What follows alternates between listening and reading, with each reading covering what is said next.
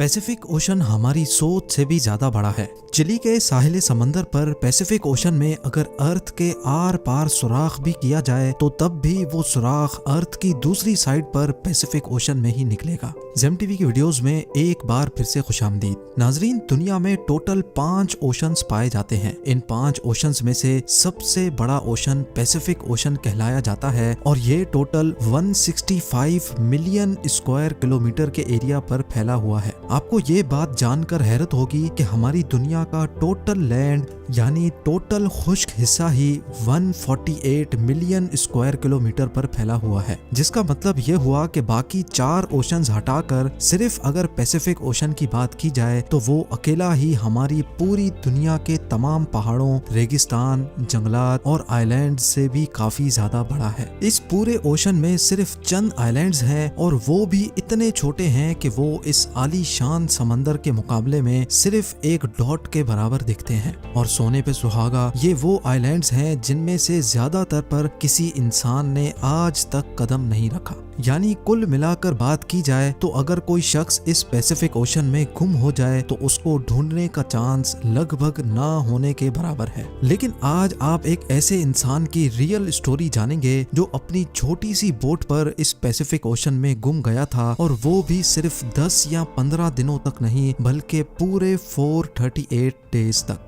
जी हाँ, इस शख्स ने एक्सीडेंटली एक ऐसा वर्ल्ड रिकॉर्ड बना लिया था जिसको शायद कोई चाहते हुए भी तोड़ना पसंद नहीं करेगा। समंदर में अकेले सबसे ज्यादा वक्त गुजारने का ये वर्ल्ड रिकॉर्ड जोस सेल्वडर एल्वरिंगा नामी एक शख्स ने बनाया था, जिसने समंदर में पूरे 438 दिन गुजारे और वो भी सिर्फ 7 फुट की छोटी सी बोट पर। लेकिन सवाल ये है कि आखिर 14 महीनों तक खौफनाक समंदर में ये अकेला जिंदा कैसे रहा। लेकिन इससे पहले हम ये जानेंगे कि ये समंदर में गया क्यों था।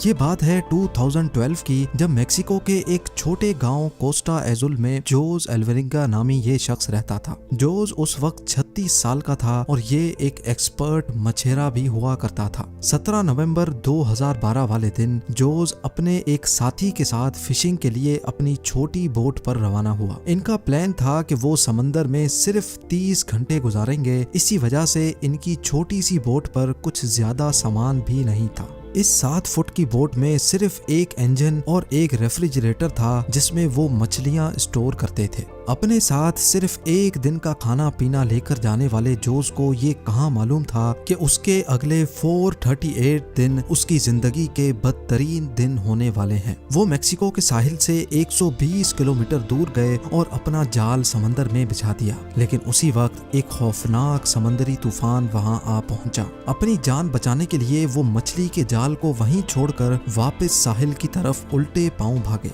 पूरे 6 घंटे बोट को मुसलसल तेज रफ्तार में भगाते सुबह के 7 बजे वो साहिल से अब सिर्फ 20 किलोमीटर दूर थे और उनको अपना गांव नजर भी आने लगा था। वो इस तूफान को तो काफी दूर छोड़ आए थे, लेकिन अब उनकी किस्मत काम करना छोड़ गई थी। साहिल से सिर्फ 20 किलोमीटर की दूरी पर उनकी बोट का इंजन खराब हो गया था। अब ना ही उनके पास चप्पू थे और ना ही बोट की डायरेक्शन कंट्रोल करने वाला सेल, लेकिन उनके पास एक रेडियो था जिसके जरिए उन्होंने अपनी लोकेशन अपने बॉस को भेजी और उनके जवाब का वेट करने लगे। लेकिन उसके बाद जो हुआ वो हर मछेरे का घिनौना ख्वाब होता है। जी हाँ, अपने बॉस के जवाब का वेट करते करते उनके रेडियो की बैटरी भी जवाब दे गई और अब इन दोनों मछेरों का बाहर की दुनिया से कांटेक्ट खत्म हो चुका था। जोस एल्वरिंगा और उसका साथी अभी इसी शौक में थे कि अचानक वो हुआ जिसका बिल्कुल भी अंदाजा नहीं था। तेज हवाओं ने उनको वापस समंदर की तरफ धकेलना शुरू कर दिया था और जो साहिल उनको नजर आ रहा था वो आहिस्ता आहिस्ता उनसे दूर होता चला गया। उनके बॉस ने एक सर्च पार्टी भी बनाई और उनको पैसिफिक ओशन में भी ढूंढा, लेकिन अब बहुत देर हो चुकी थी, क्योंकि जैसे जैसे दिन गुजरते जा रहे थे जोस और उसके साथी का बचना काफी मुश्किल समझा जा रहा था।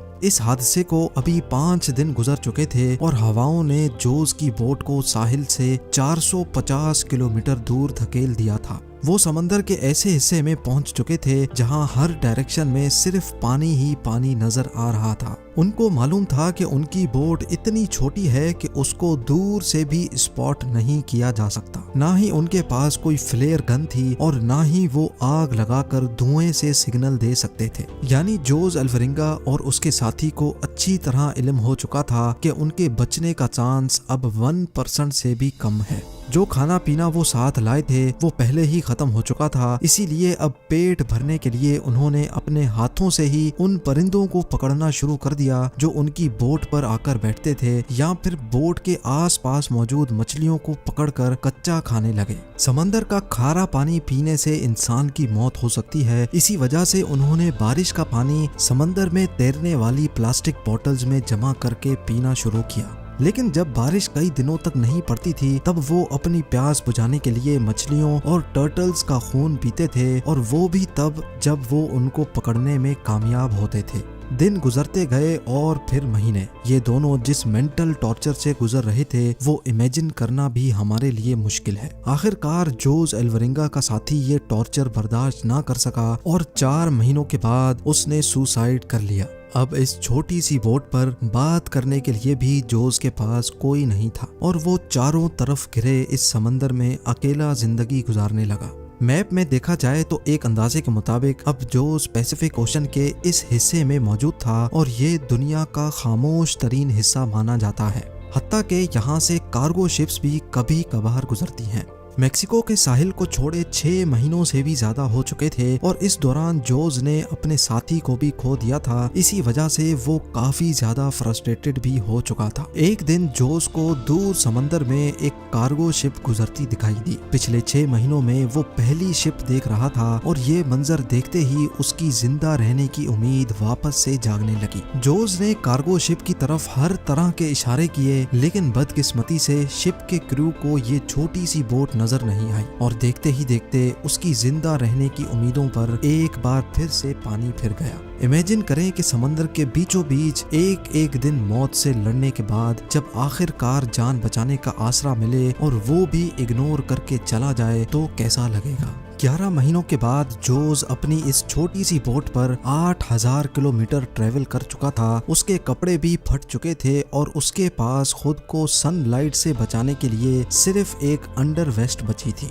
आखिरकार वो घड़ी आ ही गई जब किस्मत जोस पर मेहरबान हो गई। 30 जनवरी 2014 को यानी पूरे 14 महीनों के बाद जोस ने आसपास पानी में नारियल तैरते देखे। वो समझ गया था कि कोई आइलैंड करीब आ चुका है जहां लगे नारियल दरख्तों से टूटकर पानी में तैर रहे हैं। थोड़ी देर बाद उसको वाकई एक आइलैंड नजर आने लगा। उसको डर था कि ये आइलैंड भी कहीं इससे मिस ना हो जाए, इसी वजह से वो पानी में कूद गया और स्विम करके आइलैंड पर पहुंच गया। पिछले 14 महीनों में जोस ने पहली बार किसी जमीन पर कदम रखा था और जब वो आइलैंड पर पहुंचा तो उसको एक छोटा बीच हाउस दिखाई दिया जिसमें वहां का लोकल मौजूद था। पिछले 438 डेज में जोस का पहली बार किसी और इंसान से कांटेक्ट हुआ था। ये आइलैंड मार्शल आइलैंड्स का एक रिमोट आइलैंड था जिसको इबॉन एटोल कहा जाता है और ये आइलैंड जोस के स्टार्टिंग पॉइंट से 11,000 किलोमीटर दूर है। ये भी जोस की किस्मत थी कि वो समंदर में एक छोटे डॉट जितने आइलैंड के करीब पहुंच गया था, वरना अगर जोस से ये आइलैंड भी मिस हो जाता तो अगला स्टॉप इसका फिलीपींस में होता जो इस आइलैंड से भी 5,000 किलोमीटर मजीद दूर है।